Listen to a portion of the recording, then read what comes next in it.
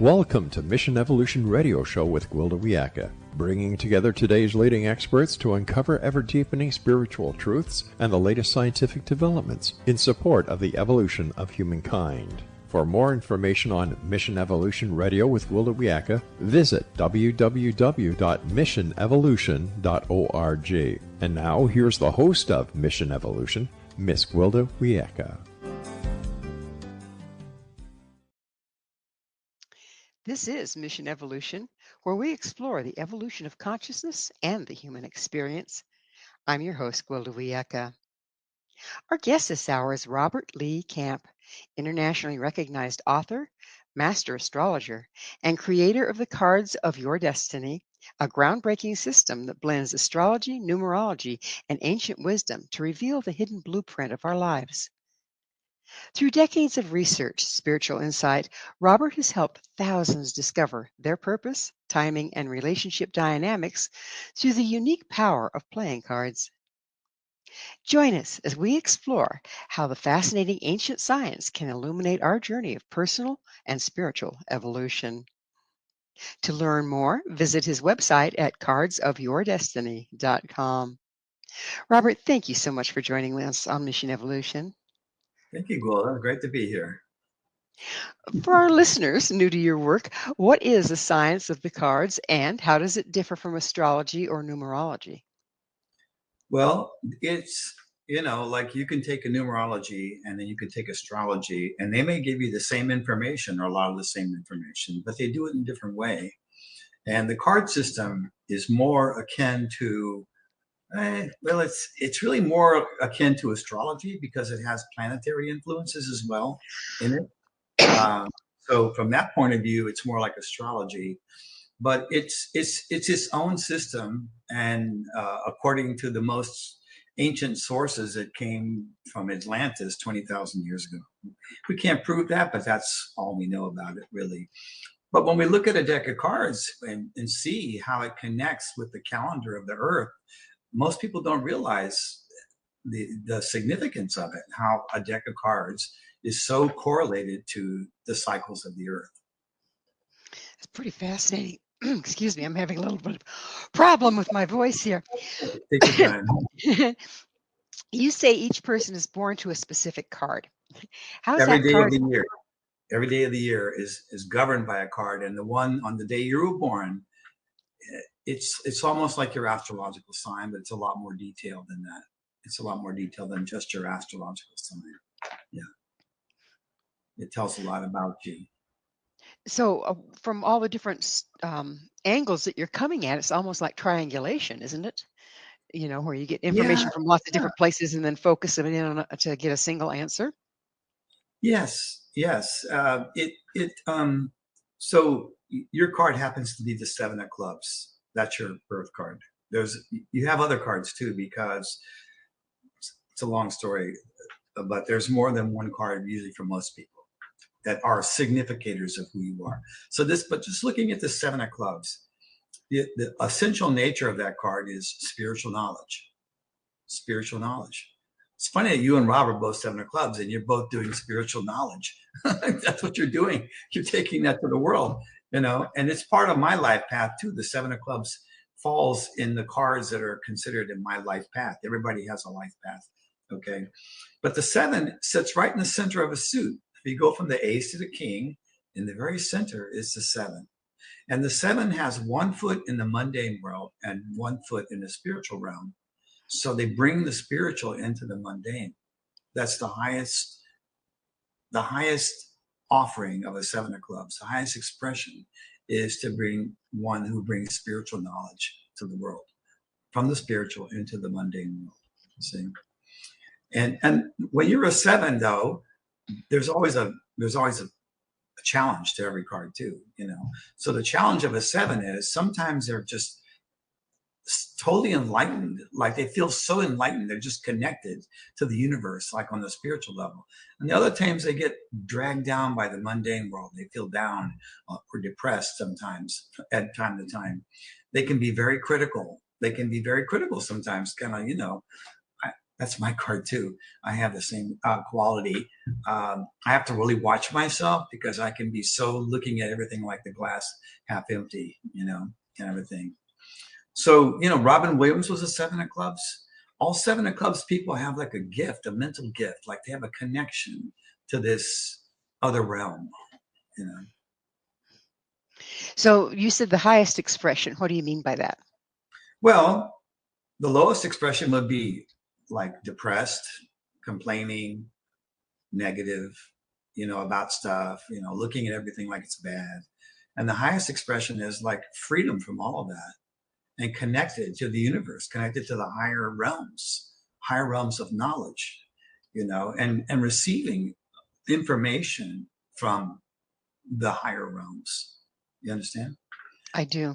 Williams, Robin Williams, I met him a couple times. That man, he just channeled comedy. He just let it come through him. He was doing that all the time. He never stopped doing that. It wasn't like he was doing that as an act. That's what he did all day long. Whoever he was with, what he was doing, this stuff was just coming through him like that.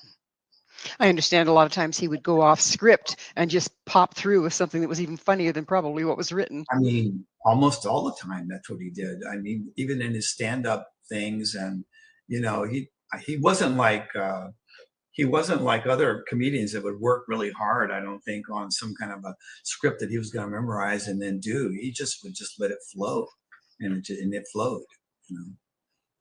How did this system originate historically? Well, every major ancient civilization claims to have invented the deck of cards. The Indians, the Chinese, who else? All of them, whatever. So the first book that was ever written about this system to reveal it to the world was written in 1895 by a man named Olney Richmond. And he was a soldier in the Civil War, and he was a mathematician. He was a homeopathic apothecary. He was the world's checker champion 3 years in a row. I mean, checkers seems really like a child's game, but if you're really good at checkers, you can lose on the very first move. The whole game could be gone on the first move. So he was a genius in his mind, and he was approached after the Civil War by a man that told him he was going to bring this card knowledge to the world, and he had no idea what the guy was talking about, and he doubted. He said, "I'm not even going to live through the Civil War. All my friends are getting killed," But he said that this system came from Atlantis, and he had a temple in Chicago later, and he was an amazing guy. He had reporters come, and there's several reported accounts. A reporter would come to visit him in the temple, and Olney Richmond would hand him an envelope that was sealed. And after he had given him sort of a tour around the temple, he said, "Let's do a little experiment." And he would have the man shuffle cards, a deck of cards, and he would say, now lay them out and put 4 cards on. He had like a zodiac cloth that had 12 houses, and it has the center where the sun is. And he said, put 4 cards at your own, whatever you like, put 4 cards in each house and 4 in the center. And that makes up the whole deck, 13 times 4. So he would do that, and then he would say, now roll the dice, and whatever number comes up, pick up the cards in that house and turn them over. And he would do that. And then he said, now open the envelope. And in the envelope, it would say, if this reporter does this ancient, he called it a Egyptian mystery number or something, 57 or something, at this time of day, he's going to pull out these 4 cards. Goodness. There's several reported accounts of reporters that had that happen to them on a visit to the temple. So he had some information that we don't even have access to, but he wrote a book called The Mystic Test Book. And that is like the first book that it was ever published. He said the system was kept secret for thousands of years because we went through a very dark ages, and you would have been murdered if you had been practicing cards during the dark ages and so forth. So it was basically unknown. I mean, the cards were known by the gypsies who worked in the temples of Egypt. They saw the priest with these cards. They were on ivory tablets, by the way. They weren't like little playing cards. And the gypsies thought they got something from it, and they started doing gypsy readings. And you have a lot of gypsy fortune telling with cards going on today, even today. And the tarot evolved out of that. The tarot deck evolved out of that, out of taking a deck of cards and adding in the Kabbalah and so forth. So, you know, everything evolved out of that original deck, but the gypsies didn't have the full knowledge because they weren't priests in the temple. It was only used by the priest in the temple. But they did what they could, and the cards got around, and then it became poker and all this other stuff. So they didn't originate as a game. No, not at all. Because let's just look at a deck of cards, if you don't mind, for just a second. Okay, let's just look. Okay, so first of all, you've got 52 cards, right? We know that. 53 with the Joker, but 52 number of weeks in a year, correct? We have four suits. We have 4 seasons. We have 2 colors, red and black. We have day and night. We have 13 cards in each suit, and there are 13 full moons every year. 13 lunar cycles each year. The word month comes from moon. It really should be moon, and there should be 13 months in a year, honestly. I mean, that's what it was originally made from. So then we take all the cards in the deck and add up the number on the card, where an ace is a 1, 2, 3, 4 to 10, jack is 11, queens are 12, kings are 13. And you add up all the numbers of all the 4 suits, and you get exactly 365. No other card deck does that, only the original deck. And this is what people don't realize. They don't realize it's been right in front of them this whole time. It sounds like it's Earth and stellar based then. Yes, it is. And the way the system works is it divides up the year, like your personal year. It divides up your year starting on your birthday into 7 periods, each 52 days long. Okay. And each one is named after a planet. First is Mercury, Venus, Mars, Jupiter, Saturn, Uranus, and Neptune. These 7 periods and there's cards in each of these periods. This is all done mathematically, by the way. There's nothing random about it. There's no shuffling and laying them out. It's all calculated from your birthday. I have your cards for this year right in front of me right now, you know, and I have next year just with a click of a button. I created software that did it because it's complicated. When I learned it, I learned it the ancient way, and it was very easy to make mistakes. So I just put it into a computer so it wouldn't make mistakes. I didn't like to make those mistakes. But anyway, so we have cards in every period. You have at least 6 cards in each period. And these cards tell you what's happening during that 52-day period, who it's happening with. And is it a good thing for you, or is it a difficult thing? Well, we're going to have to delve deeper into this on the other side of a station break. Robert and I will return very shortly, so don't go away. This is Mission Evolution, www.missionevolution.org. How does this work? With us this hour discussing cards of your destiny is Robert Lee Camp. Robert, continue. You were giving an example of how it works. Yes. So let's see. I think I tried this before. I couldn't share just a part of my screen. I wanted me to share the whole screen, but my screen is way too big to share. But I have a software program that could see all the cards laid out. Okay. But so on your birthday, you start a new year and you enter the Mercury period. During the Mercury period, you're in the Neptune period right now, the last period of the year. But on your birthday here in a week or so, well, actually, yeah, even less than a week, you're going to start a whole new year. Okay. And everything shifts a little bit on your birthday because you have 5 cards that influence the entire year. So everything kind of shifts.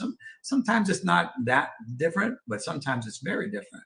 And it happens right on your birthday. You do have a whole new set of cards that you're going to live through for that year. And these cards are like mirrors of what's happening in your life. So if you don't mind, I'll give you just a quick overview of what I see for this coming year. for you? Don't mind at all. Thank you. Okay. So one thing I see is that we have what's called a long range card for every year that tells it's like the headline of the year. And you have 3 different cards to consider. You're a 7 of clubs, but you're also a jack of clubs, and you're also a jack of diamonds. Okay, these are your 3 cards. So each of those has its own spread, and each of those has its own long range card. So the 3 of diamonds is a long range card in your first spread, and that means that you're going to be making money from more than one source. You're going to be branching out and looking and having finances coming from different directions, more than you are now, for whatever reason. I don't know what that's going to mean exactly, but that's what the cards say. And the cards have been, we have an old saying, people will lie, but the cards never lie. In your other spread, you have an Ace of Hearts long range. Now, this is the first card in the deck, the Ace of Hearts. Its first class card is the King of Spades. First card is the Ace of Hearts. Ace of Hearts is the card of what do I love? What is really it's like, I think you're going to go through a process of examination of your life, a re-examination of your life, and say, well, here I am now. What do I really love? What really is it that I want to do? What is it that who do I want to be with? Where do I want to live? I mean, all those things could be up for questioning. But the question is, what do you really love that you want to put yourself into? That's going to be a big theme for you this coming year. Okay. You might already feel it coming, by this time, because you're only 2 days away or 3 days away. And then I see you doing more of what you're doing now with the spiritual knowledge. I don't see that changing. But there may be some other aspect of your life where you're going to examine it. Is this really what I really want to keep doing, or what I really love to do? And you'll be making most likely some changes as a result of that. Pretty fascinating. There you have it. Many tools promise destiny insights. In your view, what makes card-based timing so accurate? Well, it's when I first was introduced to this, I thought, I'm not going to just believe in this. I want to test it out. I want to test it. And so I tested it for a year. But on the very first day, I took a class with my first teacher in LA. And on the very first class, he showed us how to look up our cards for the current time period. And right there in the card that I found for myself was something that had just happened the day before. I couldn't believe it. It just blew me away. It's and it was a secret thing. It was something nobody knew about. Something I wasn't telling anybody about. And there it was. I was like, oh my God. And so it hooked me from the beginning, but I still didn't want to just give it my belief, whatever. So I tested it for a year. It just has never failed me. It just continues. And I have so many clients and students that just tell me these amazing stories of how these cards, I've predicted the birthday of children that were going to be born. I've predicted all kinds of stuff, and I use astrology as well. So I have both tools at my disposal. And when I see it in both, I say it with 100% confidence. This is what's going to happen, It sounds like this gets very in depth into a person's private stuff. Like you said, you didn't even tell anybody about what did show up. You didn't tell anybody about an incident that did show up. Are there some ethics that go along with this because it is so accurate? Well, I think eventually there will be some ethical considerations. Right now, people don't take it all that seriously, but it's obviously, I use it in all of my relationships. Like if I'm hiring somebody for something or going to be working with somebody, I get their birthday right away because I want to know, how do we connect? And what's the very nature of this person? Like I recently had some solar panels and things installed in their home. And when I found out the name of the birthday of the main guy, I realized there's a potential problem here because I've had issues with this birthday before, and they have a lack of morality, let's just call it, when it comes to money. And sure enough, that's how it turned out. He gave me an estimate, and he came back with something entirely different. And I had to show him the estimate, and I ended up like cutting the project off right in the middle because I could tell he just wasn't on the up and up. He was pulling a fast one. And maybe I projected that into the situation because I'd had happened before, but it hasn't. This is the third time I've met a person of that birthday who has those cards, who acted that way. So, I'm not going to say everybody who's that card is going to be like this, but it seems to be a pretty strong pattern with certain cards. I don't know if that answers your question or not. It does.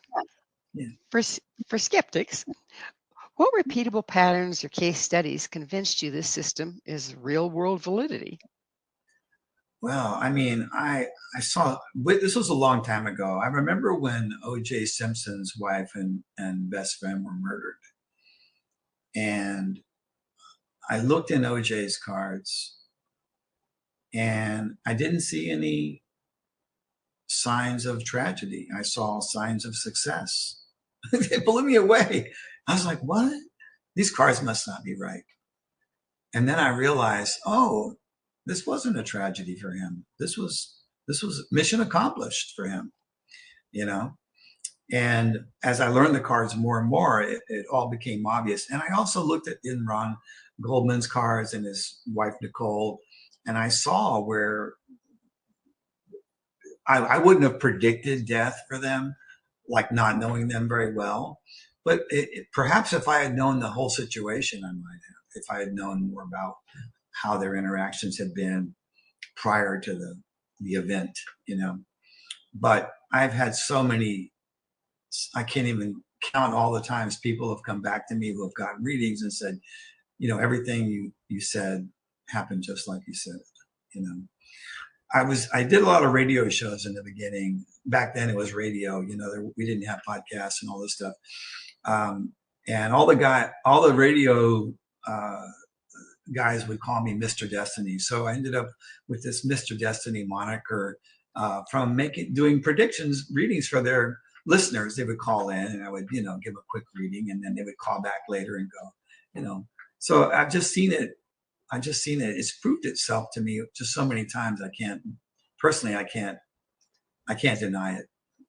And I think if you understood how the system actually originates, how it is actually formed, how these yearly spreads come to be, which is a mathematical process, but not like a regular math process, but more like a spiritual math process, even though it is mathematical. Once a person kind of gets into it and looks at it deeper, it instills a sense of like it's really connected to this world that we live in. It's super connected to the life that we live here. That's how I see it now. How can listeners start using their birth card and planetary ruling card in daily decision making?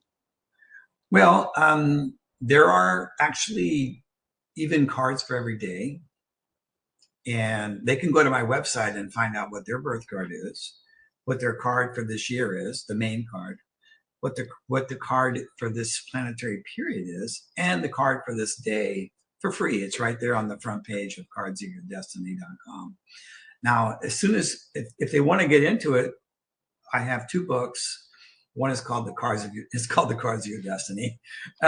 That's available on Amazon, and it's in some bookstores or through our website. And then there's another book called Love Cards. And Love Cards tells you all about your personality of your birthday and your relationship karma. And it tells you how to do a relationship reading with other people that you're involved with. So you find out what the connections are and what that really means, what's going on with you in your relationship. Do the cards carry, they seem so complex and coming from so many different angles. Can you also use those cards to decide where to live? Or say, for instance, can you use those cards on a company versus an individual? We've used the cards on companies, individuals. What was the first one you mentioned? The first one was, I know astrologically you could do a reading and figure out where's the best place for you to be on the planet right now. Yeah, well, I use astrology for that. I use astrocartography for that one. Now there is like, okay, you can take like every state has a birthday and every town has a birthday, like a date of incorporation or, so you can get the card of a place and see if you're compatible with that card. And some people swear by that. I haven't used that as much as I use astrocartography. Astrocartography has been so accurate for me. I just, don't even need another one to do. But there was a whole book written about using the cards for location where you would live, knowing the card of the place. So say, for instance, I'm going to start a business. Before I initiate it, if Oh, I look days. up various dates, There are days that can are way choose. better. There are days that are way better for business. So every card in the deck has a certain karma with regards to relationship, business, and health. Okay, every card. So there are certain cards that have really good money karma. Okay, so you want to have your business on one of these cards. Start your business on one of these days that is ruled by that card, because it's going to be way better. It's just going to be better. The birthday of your business is an entity, just like the birthday of a country or a birthday of a state or a city. It's going to be the birthday of this entity, which is your business, and you want to have one that's a powerful moneymaker if you can. And I've answered that question so many times for people, and there's a couple, that I could tell you now, but it wouldn't really help you because you don't even know what days match which cards and all that stuff, so, but it's easy to find out. How do compatibility readings with the cards illuminate strengths and friction points in relationship? Well, the cards are the basic way cards are arranged. I don't know if you can see this. This is what we call the grand solar spreads. Everything comes from here, and I'm just showing you briefly so you get an idea. But every two cards. Hang on to that, because we're going to have to take a station break, and we'll look at it on the other side. Robert and I will be right back to continue our discussion, so you stay right there. This is Mission Evolution, www.missionevolution.org. This is Mission Evolution, missionevolution.org. With us is Master Astrologer Robert Lee Camp. Robert, you were about to show us something. You had a demonstration you were holding up. It's a little hard to read because it reflects. I just wanted you to see briefly how these are all the cards in the deck in two different formations. One's called the life spread and one's called the spiritual spread. And all of our relationship stuff is done by the relationship between any two cards here. And every two cards have some kind of connection, and usually multiple connections. But the first ones, like if you have cards, for example, that are two spaces apart, that's called a Venus connection. Okay. And Venus means you guys are going to have stuff in common. You're going to get along. You're going to like each other just because you do. It's a good one for marriage, a good one for friendship, a good one for any relationship, really, is the Venus connection. And then there's like, you have a Mars card, which is somebody that excites you, but may also make you mad or angry. Okay. Like Mars is good in a relationship because it's good for sex. It's good for doing things. Too much Mars will be just fighting, fighting constantly. I've had that. I've experienced that myself. I had one that just had too much Mars. We couldn't even have a conversation without arguing. So then there's Jupiter and there's Saturn. The Saturn is the worst. You don't want to be, you wouldn't pick somebody who's your Saturn card, which is 5 spaces away from your card in any direction. So, and you are Saturn to somebody as well. Everybody has somebody that's Saturn to them and somebody that you're Saturn to. So it's knowing which connections are the best for relationship, and it's knowing which ones to avoid, because those are going to come up in a relationship. And there's also a moon connection, which is when two cards are right next to each other. It's called sun and moon. Okay. So the one who's in the front, the sun card, will be the boss. They'll always be the boss. And the one that's on the backside will be the support person. And it could be the girl or the guy. It doesn't matter. But the one in the front is going to be the one who's driving the ship, taking the boat to where it's going, and the other one's the passenger, you know. So and that's the most common connection, by the way, in all marriages. Almost all marriages, over 90% of marriages have one or more moon connections. It inspires marriage, you know, sun and moon, male, female, together, you know, like that. Yeah. What card signatures tend to appear in entrepreneurs, artists, or healers? Healers can often be nines, because nine is this really compassionate card that likes to take care of people. Like they would work in hospices, or they'd be a counselor to people. People that are nines really go for that. Business is usually diamonds. You know, you have a diamond. One of your cards is a jack of diamonds. You're in a 7 of clubs, a jack of clubs, and a jack of diamonds. So you got a little bit of money thing going on, you know. And I'm a queen of diamonds and an ace of diamonds. I got 2 money cards, so you know I'm about making money. I was making money when I was 6 years old. I was out there doing lemonade stands and stuff. It was just like, it's interesting, you know, if your first card is a diamond, it's a little stronger, but it can be also present there as well when it's your ruling card, which is what your jacks are. They're ruling cards, the jack of clubs and jack of diamonds. Okay. So entrepreneurs are usually diamonds, not always, but usually. There's other cards that can be because of other connections and in their life spread, but generally they're diamonds that are more interested in money. Like an ace of diamonds person, which I am, and that's one of my cards. And I've met a lot of ace of diamonds women, and you know, they gotta have their business. They cannot not have a business. They have to have a career. They have to be making money. They have to be proving to themselves and the world that they're valuable, that they have value by how much money they make. You know, it's so obvious with them. And there's 12 birthdays of that card, so there's a lot of them out there. You know, a lot of them. Anyway, does that answer it? I'm not sure if I answered it. Yeah, you did. Mm-hmm. Yeah, you know, it's not here. You're a 7. That's just 7 and 9 are the 2 spiritual numbers. So anybody who's a 7 or 9 can be very spiritual. You know, Einstein was a 9 of diamonds and a 2 of spades. So he was very psychic. By the way, the 9s are very psychic. So he was very psychic, but he was also, that 2 of spades is such a strong mental card, real, like a genius kind of card.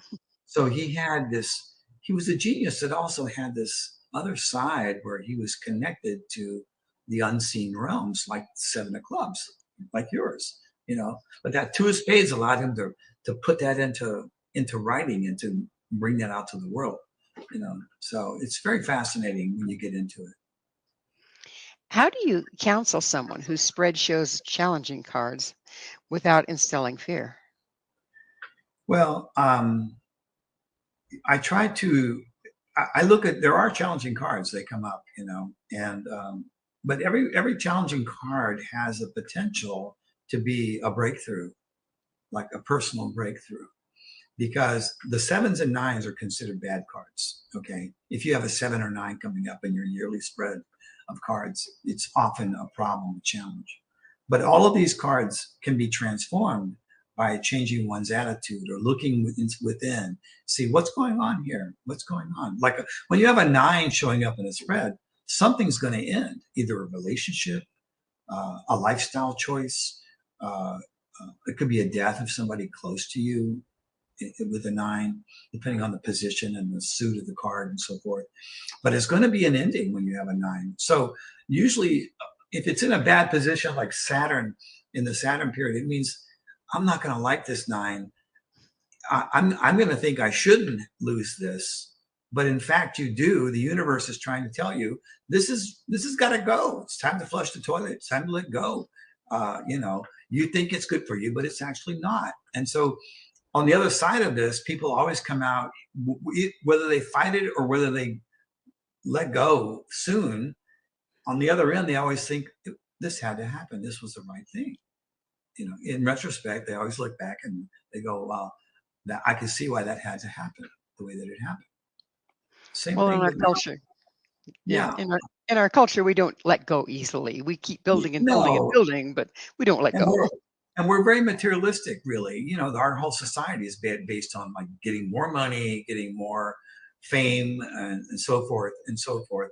So if a person is very materialistic, these sevens and nines are going to be nothing but major problems and suffering.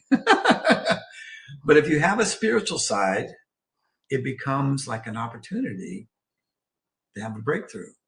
And I've had many sevens and nines that showed up in the beginning being a real problem that turned into like amazing uh, breakthroughs, personal breakthroughs. Do most cards or all cards have a positive and a negative? Yes, Okay. yes, absolutely. Every card, there's no such thing as a bad card. Um, I mean, the Ace of Spades, you know, has been a symbol for death for a long, long time. I don't know if you've seen, but like there's pictures of people that were murdered by the mafia, and there'll be an Ace of Spades thrown on their chest, and there's just so many examples of that. But the Ace of Spades is one of the most spiritual cards in the whole deck, and it means transformation, which death is a transformation. But people don't realize that it has this other meaning of spiritual transformation. And it actually, the Ace of Spades is the card that represents this entire system. It is the card that is the symbol for the order of the Magi, who are the ones that kept this knowledge alive for centuries. Transmutation at its finest. Exactly. Whether you like it or not, and some cards are very resistant to change, and they have a hard time when the time comes to let go or to shift. But other cards don't. It just varies. It's all very unique to each person. Where do you believe personal choice fits in within card indicated cycles? Well, some of the things that happen are destined to happen because they're karmic. They occurred because of something that happened in the past, which had to be worked out in the future. Like if you kick a ball, if you see a ball rolling, somebody kicked it, right?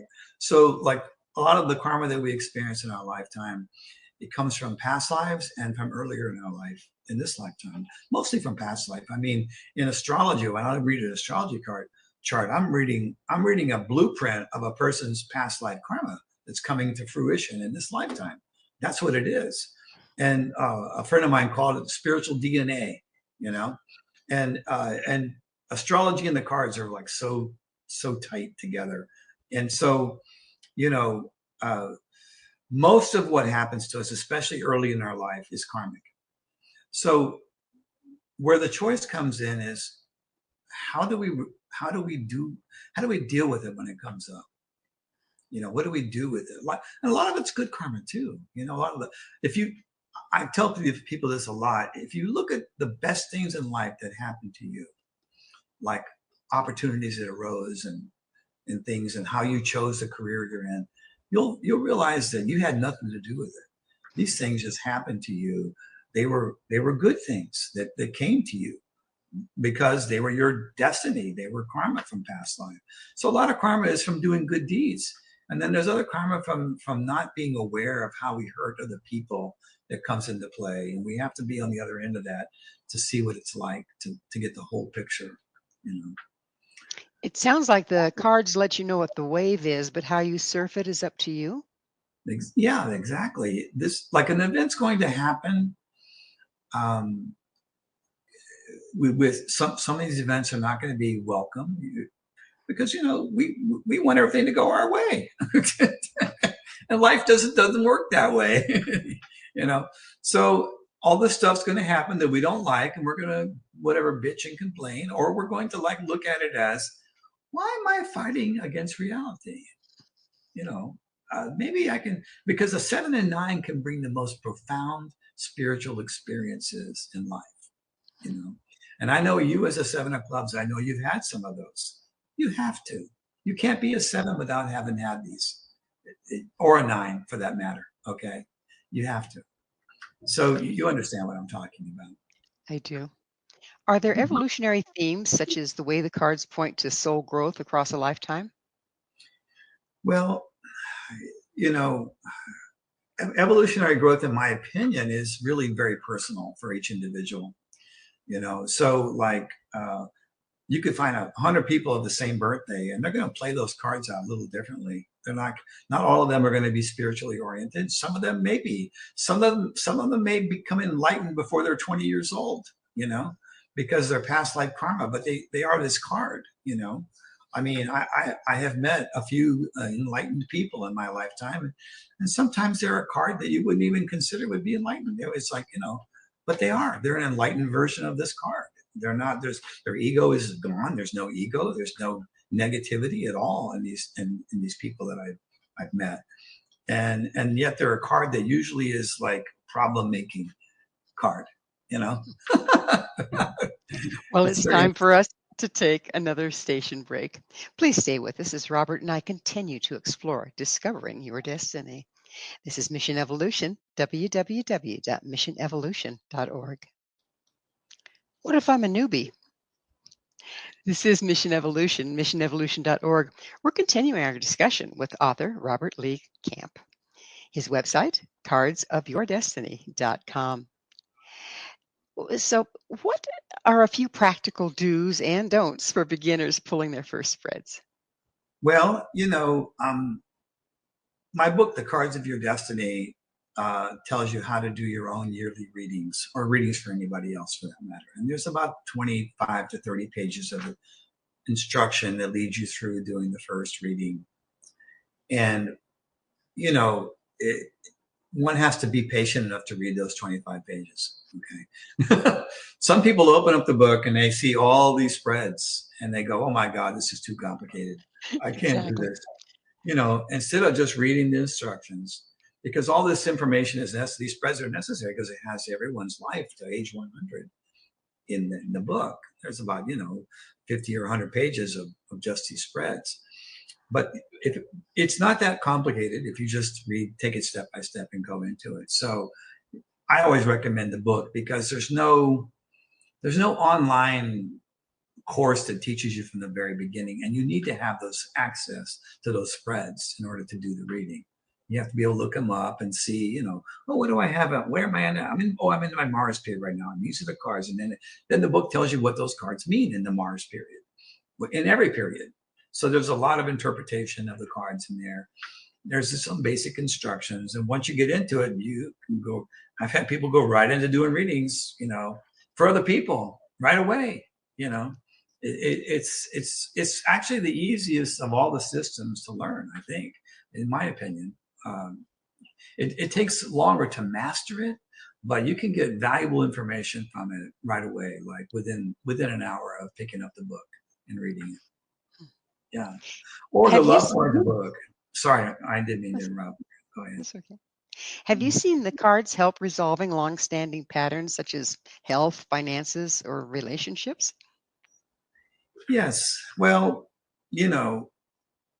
there are certain birthdays that are born with a lifetime of health challenges.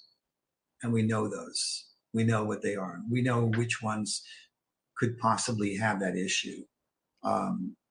And it turns out that a lot of them do. Not every single one, but most of them do.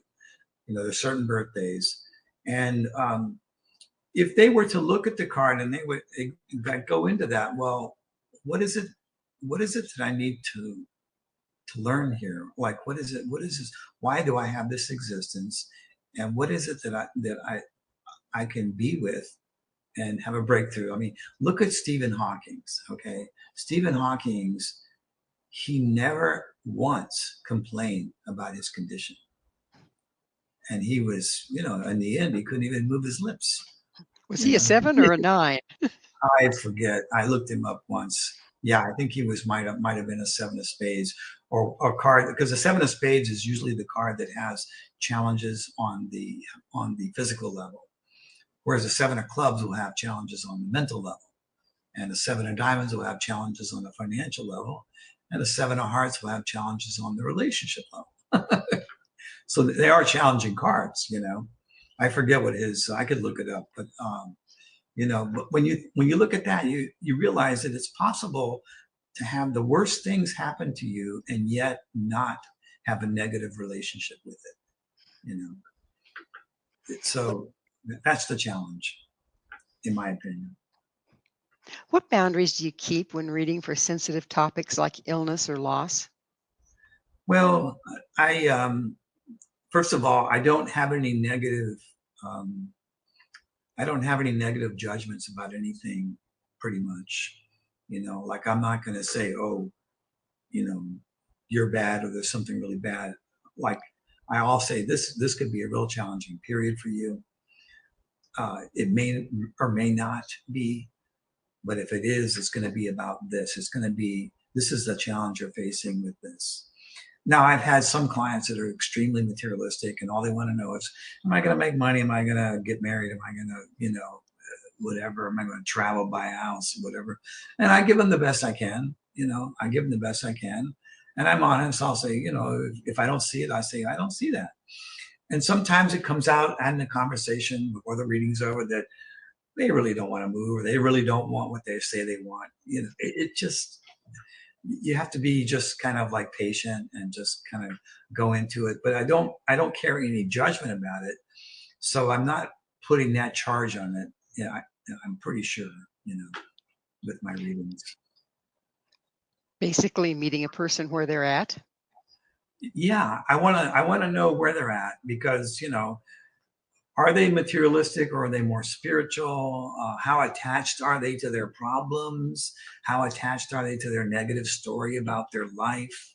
How attached are they to their whatever, their relationship or their money? You know, I want to know where they're coming from. And then I try to sort of ease them into looking at it in a better way and showing and letting the cards show them a pathway that can lead them out of wherever they are to where they want to be, you know. It's my intention anyway. Which leads me to my next question. How can these cards be used for the evolution of mankind?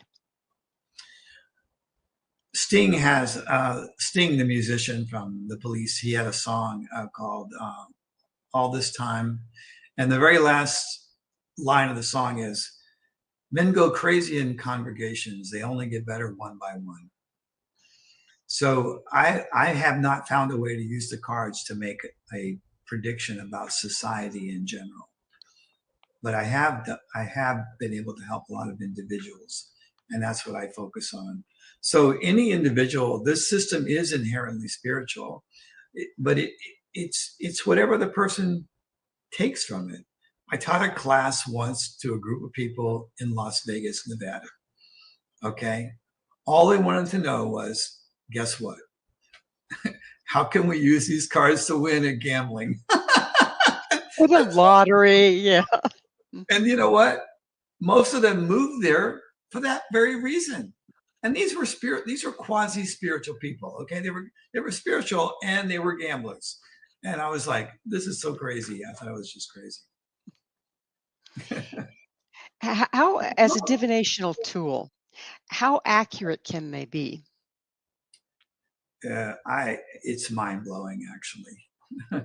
Because you can take the book, The Cards of Your Destiny, you look in your past, you can say, okay, I got married when I was 28 or whatever. And you can go back and look and see if that card was there. You can test it. Yeah. How do you go back and look? Well, it has your whole life in the book from birth till age 100.